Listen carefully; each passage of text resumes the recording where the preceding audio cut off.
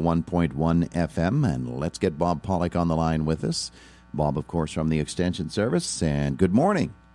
Good morning. How are you today? Lovely. Good to have you on the air with us here today. I have a question. By the way, you can call and ask Bob your questions at 479-1160. Bob, my big question today is, so I went out the other day and I did the pruning of the grapevines. It's such an exciting moment for me every year.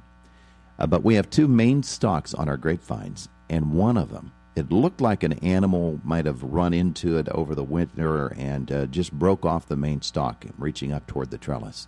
And so that particular stalk is broken off right at the ground.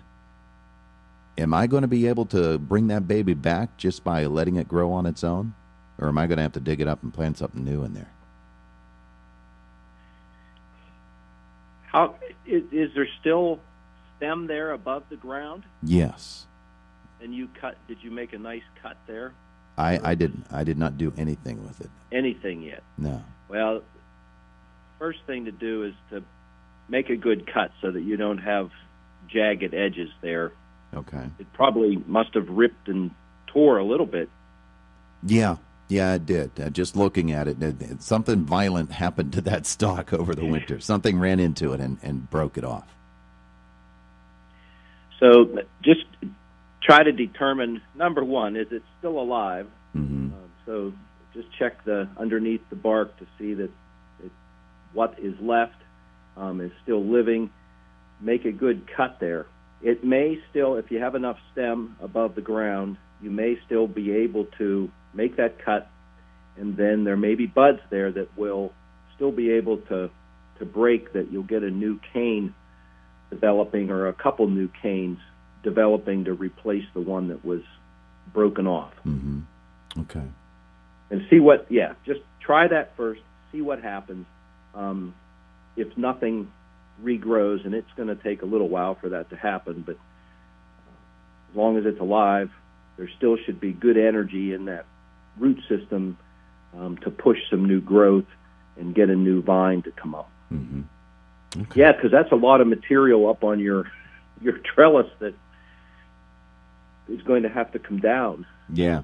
Well, all that stuff. Rip it down already. All that stuff I've ripped off of there. So that part of the trellis, it's now the plant on the other side. There are two in there. The plant on the other side has a really strong stalk that goes across the trellis. So I'll still have a good, healthy bit there, but obviously not as much as there would be with the other main stalk. Okay. Right. And you may find that you can, if that doesn't come back, that other one may be vigorous enough to still cover everything and be adequate. Yeah. Okay. All righty. There you go. We look at the way that the weather has been this past week. It's awfully dry outside. However, it is raining this morning, and there's rain in the forecast for the weekend, which is needed. Talk, if you would, a little bit about that, the fact that it's been a dry spring so far, but we've got a little bit of rain this weekend, and what that means for getting, you're always talking about the energy in the plants, getting the energy in the plants to activate here and green up our lawns. Yeah, that's right. Well, we came into this year with more than enough moisture in the ground, and then we started to have some rain, but then we have dried out. It's really been a nice window of opportunity to get out. The soil's dried off enough on top that able to do some work of the ground, plowing, and in certain fields and areas where that soil is dried out enough, which is good to get started on that. So that's been helpful to be able to have a little period of time here to be able to get out and do some of that. Because last fall things were so wet, you just had to walk away from things. So that's a good thing to have. Now we're getting a little rainfall to come back in, and as things continue to warm up a little bit, although it's been a nice, even, slow warm-up, and I think we're about normal for the calendar year for precipitation. We're about even where we normally would be. Mm-hmm. So we don't have any big surpluses or deficits. We've kind of evened that out a little bit. So we'll have to see where things go from here. But yeah, What about the lingering effects of the winter and the fact that it wasn't a particularly snowy winter for us at all? It was cold enough for a good stretch Yes. of it, but in terms of that winter snow blanket, we didn't really have one the entire winter long. And that's right. And that snow is an insulator, so that can help plants that are exposed, or plants that are open areas where the wind blows through. Having that snow cover on there actually helps us out. It's like a winter mulch. So when we don't have that, then, and I've noticed a lot of heaving. We've had a lot of little freeze and thaw cycles. Mm-hmm. So that top inch or two of the ground has been pretty active. And what that can do is heave plants out of the ground. So you need to kind of go around and check your plants, especially younger plants or perennials.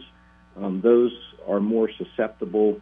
They don't have as large of a root system, so just that freezing, thawing cycle can push them literally right up out of the ground. So you may have to go in and kind of lift those out, replant them, and get them settled back in where they should be again. All right. Hey, we have a caller on the line for you. Let's see if we can get her up here for you.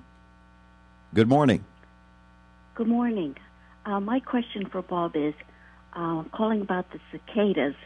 When do you think they're going to come, and will they eat like the annual flowers that we put out in the tomato plants? Good question. What are they going to eat? What are they going to have when they get here, Bob? And when are they getting here? Yes, so we don't have to worry about them eating things. So they're a big nuisance. They will make a lot of noise. We will know when they've arrived a couple of ways. And one is they're emerging from the ground. So they will literally come up out of the soil, make their way out. So you'll be able to see them visibly, and then they will crawl up, and then they will turn from those larvae into adults. They will change their life stage, and they will shed their skin. So we will see these shed skins on the bark of trees and a lot of other places, and then they will turn into those adult male and females. They will fly, so we'll see them around. They will be visibly here. And it'll vary a little bit around the county and around southwest Pennsylvania when all that emergence will happen.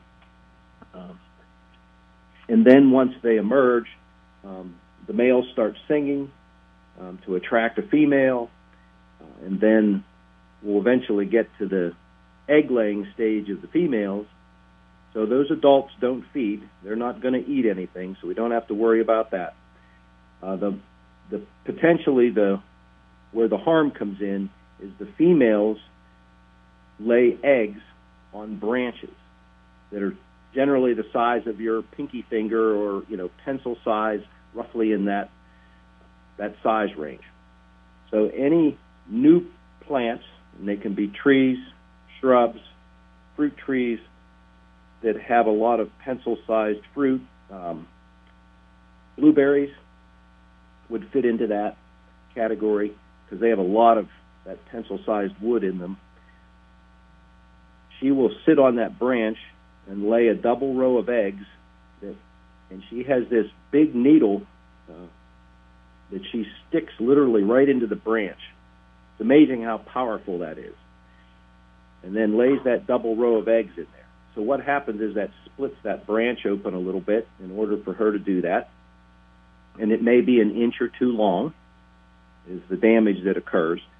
And then, depending on the size of that branch, it may later break off if there's enough damage there. Sometimes it's big enough that it won't really do anything. It weakens it. So we just have to, some people, sometimes years in this cycle would, if they were going to plant an orchard, let's say, they would delay it a year. They'd do it a year earlier or wait a year until those cicadas have passed so that they don't have to potentially deal with the damage. And so basically, if you have young plants that fit in that category, a larger tree, they're going to it doesn't do enough damage to warrant doing anything. It's those young, newer plantings. So, and you can literally just put netting over them just to help keep them off of that surface. Mm-hmm. So are we looking at, let's say, June, July, in that age, that calendar span? Yeah, that's roughly when they're going to be around, yes. Okay. That late May into June. Early summer. Time frame. Yep. All right, very good. Caller, anything else? Okay. Does it usually last about 6 weeks? Yeah, roughly, yeah. A month